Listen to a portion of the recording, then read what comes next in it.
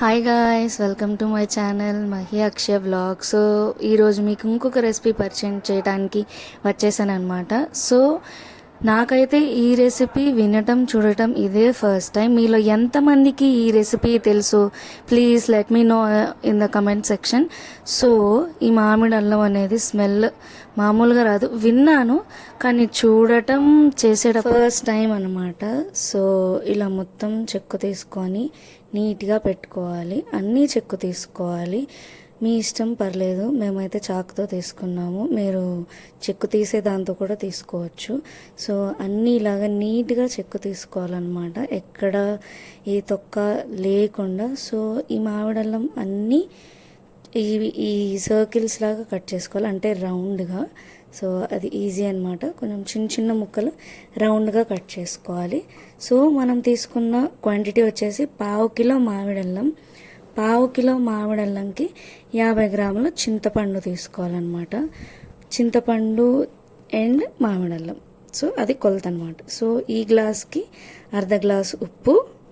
So ఇక్కడ మేము చూపించింది కల్లుప్పే వేసుకున్నాం మేమైతే.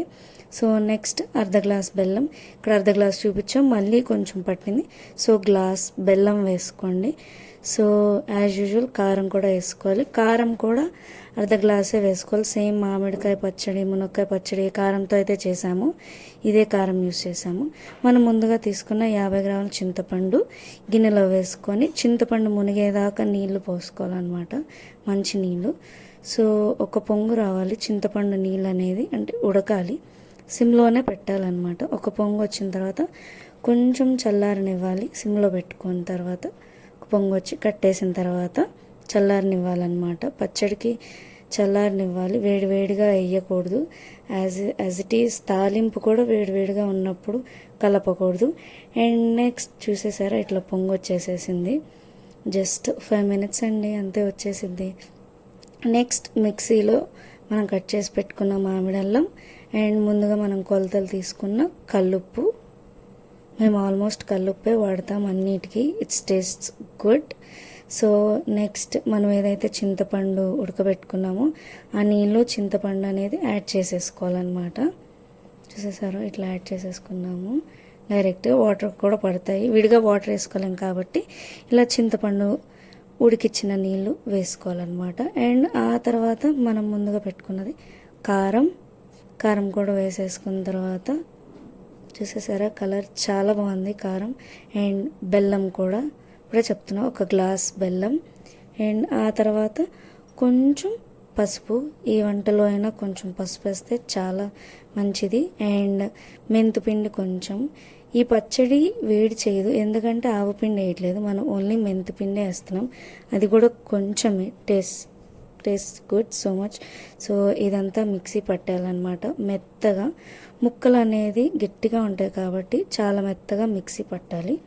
సో మిక్సీ వేసుకున్న తర్వాత చూసేసారా కలర్ ఎలా వచ్చిందో, రెడ్గా చాలా బాగుంది చూడటానికి. నాకైతే చాలా చాలా చాలా నచ్చింది.